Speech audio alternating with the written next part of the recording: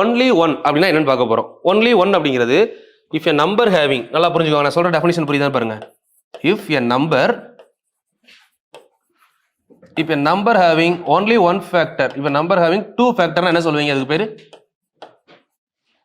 two factor.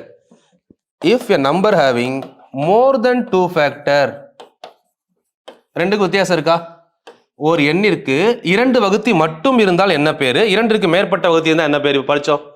only two factors only, ரெண்டு வகுத்தி மட்டும் இருந்தால் அதுக்கு பேர் என்ன எண்?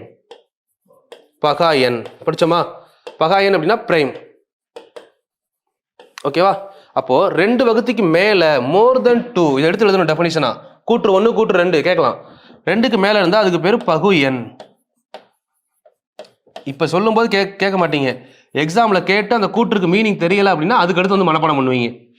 இப்போ ஒரு நேர்மாறல் எதிர்மாறல கேட்டாங்க பாருங்க ஒரு கொஸ்டின், அந்த மாதிரி கேட்டதுக்கு அப்புறம் தான் புரியும் கூற்று ஏன் படிக்கிறோம் அப்படின்னு. இது பகு எண், காம்போசிட். சரிங்களா? அப்போ ஒன்றை மட்டும் ஏன் தனியா சொல்றேன் அப்படின்னா அது ரொம்ப ரொம்ப முக்கியம். நோட். ஏன்னா என் நம்பர் ஒன் இஸ் என்ன சொல்லுவாங்க? Neither prime nor composite.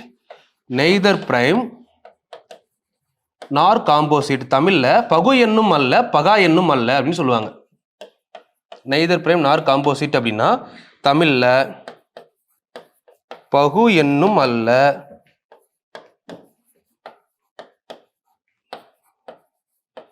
பகா எண்ணும் அல்ல. இந்த வார்த்தை முக்கியம். எது? ஒன்று. என் number one is neither prime nor composite. இது ஒரு ப்ரீவியஸ் இயர் கொஸ்டின். பகு எண்ணும் சொல்ல முடியாது பகா எண்ணும் சொல்ல முடியாது. என்ன ரீசன்? ஓகே, சொல்ல முடியாதுன்னு சொல்லிட்டோம். ரீசன் என் number having only one factor. இதுதான் முக்கியமானது. Only one factor. என்ன ரீசன் அப்படின்னா ஒரு காரணி மட்டும் உள்ளது. இப்போ ஏன் புரியுதா? இதை மூணையும் கம்பேர் பண்ணீங்கன்னா உங்களுக்கு தெளிவாக புரியும். இப்போ ரெண்டு காரணி இருந்தா அதுக்கு பேர் என்ன சொல்றோம்? பிரைம். சரிங்களா? ரெண்டுக்கு மேல, ஒருவேளை ரெண்டுக்கு மேல மூணோ நாலோ அஞ்சோ எக்ஸெட்ரா இருந்தா அதுக்கு பேர் என்ன சொல்றோம்? காம்போசிட்.